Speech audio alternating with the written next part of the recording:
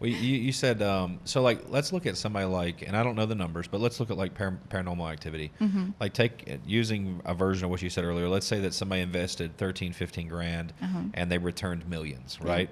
And it happened seemingly overnight. But see, the problem is, and I don't know this for a fact, but I imagine if we look, the people involved in that had education. The people involved, that whether that be a formal one or self-taught, there are a lot of people that were involved in the making of that, I'm sure, right? And a lot of people probably worked for free because the budget was so low, right? And there was all this effort that went into it. But what people don't get is that might have been a decade in the making. Like, you got collective effort of all the people involved. You might have 50, 60, 70 years of experience that led up to that moment for them to have something that caught, right? Right, yeah. So, it's like everybody says that's overnight. Is that overnight? Like, is that not really like the collective effort of a few over a long period of time, and it just comes together in that perfect moment to spark greatness, and it just takes off? Yeah.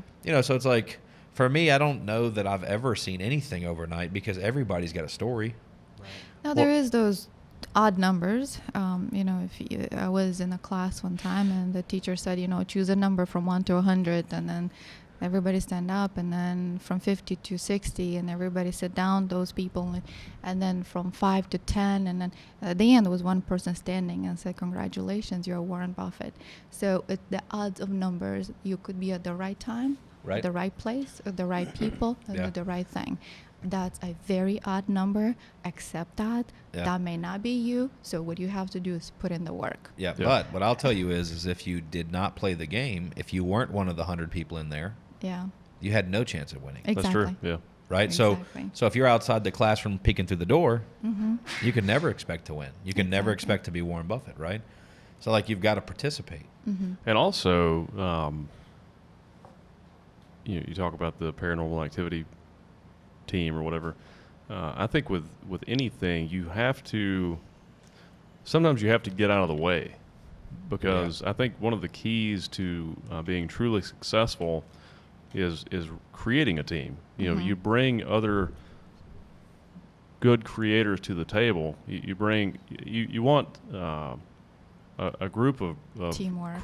creators, not just one person. If you try to do it all yourself, it's not going to be good because it's going to be limited. Yeah. So if you can bring other minds to the table, the more minds you have, the better. Exactly. And I think as a creator myself, I've learned that I don't have to, like, my ideas don't have to be the main idea. Like, I just need to contribute my ideas to the group, and then as a collective, we can come up with better ideas. Right. My ideas can be, I look at my ideas as A seed. inspirations, yes. Yep. Yeah, just a contribution to the collective ideas. Yeah. And then And isn't it nice to be Something. surprised by others, though, too? Oh, it's amazing, when yeah. When they It's incredible. contribute in a way, and you're like, oh, that's That's awesome. you just awesome. didn't Yeah. see that angle, or Exactly. you didn't think of that. Yeah. Yeah. Collaboration, it's important in any project, really, especially in filmmaking. But also be open to what happens and comes your way, to accept it and try to improve it, right? Like, we Yeah. had a scene in the Air of the Witch where the scene was happening outside. There was a birthday party, and then the rain started, but not just drops. It was just like a tornado. Everything, the balloons, the plates, everything started blowing away. So I said, just roll the camera, let everybody run inside. And what happened, it's a cool twist in the movie now, that I accepted what Mother Nature brought to my set that I did not foresee, and now looks like, oh gosh, everything is against this person, even the weather and everything. And it worked for the best. And those are the mistakes, quote unquote, that happens on sets, that if you take them and use them, sometimes can actually benefit you. The Mulholland Drive was actually initially filmed as a short film. Oh, no, as a series, right?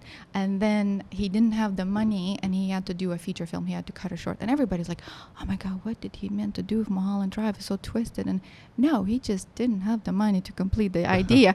And it worked in his favor, because now everybody talks about Mulholland Drive, and it's such a twisted, weird movie that you either love it or hate it or don't understand it, but you're going to remember it. Once you watch it, that stays with you. So take those unexpected events that come your way and learn to ride the wave, right? They might not go as you plan it, but make the best of it. Be flexible. Yeah. Exactly. Yeah. And collaboration of the team works really into that as well, because certain things you envision them. I'm gonna film them this way. It sounds good on paper. Sounds good in my mind. And then when you get to set, I'm like, oh my God, it's nothing in it. There's no conflict. There's no that that beat that, and then you change things, either the pace of it or the lighting or the blocking, and in people throw in ideas, and then it happens, and then you have oh gosh, that's how it has. And to sometimes happen. it hurts too. It does. But then you're like, oh, it's way better though, right? Yeah. It is. Yeah, you have to be strong into your own vision, right? As a filmmaker, I've got a lot of feedback, and then you know what? I love how I filmed that. I love it. It's gonna stay. I'm not changing it because that was my vision. I'm in love with it, and people may hate it, but this is my visual as a director. Right. You have to still stay strong in what you see it to completion. Sure.